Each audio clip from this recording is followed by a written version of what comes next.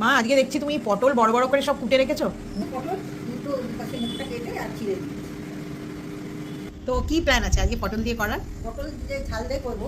আর পটলের দোলমাটাও খুব ভালো হয়, তুমি নারকল দিয়ে ঠাকুমা করতো। এই জিনিসই হ্যাঁ বড় বড় পটল উঠবে, তখন ওই একদিকটা মুখটা ছিঁড়ে আর চামচের পেছন দিয়ে ভেতরটা পুরে বের করে নিতে হয়, দিয়ে বিচিগুলো বের করে ফেলে দিতে হয়।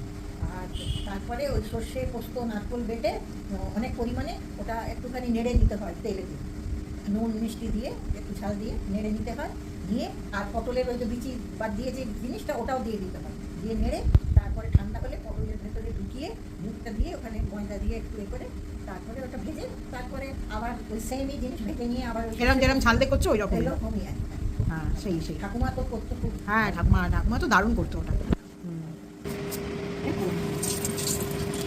দিয়ে পটলগুলো দিয়ে দিই।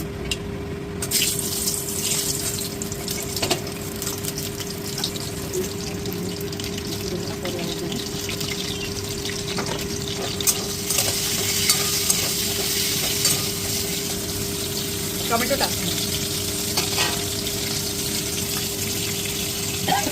নরম করার জন্য নুন একটু তাড়াতাড়ি নরম হয়ে যায়। হ্যাঁ এটা এই বাটনাটা দেবে এর মধ্যে। হ্যাঁ এটাতে কি কি বাটা আছে? সর্ষে পোস্ত আর নারকোল কাঁচা লঙ্কা। সর্ষে পোস্ত নারকোল আর কাঁচা লঙ্কা। আচ্ছা কাশ্মীরি লঙ্কা। হ্যাঁ কাশ্মীরি কাঁচা লঙ্কা তো দিয়েছি, কাশ্মীরি লঙ্কা কালার হবে, রং হওয়ার জন্য।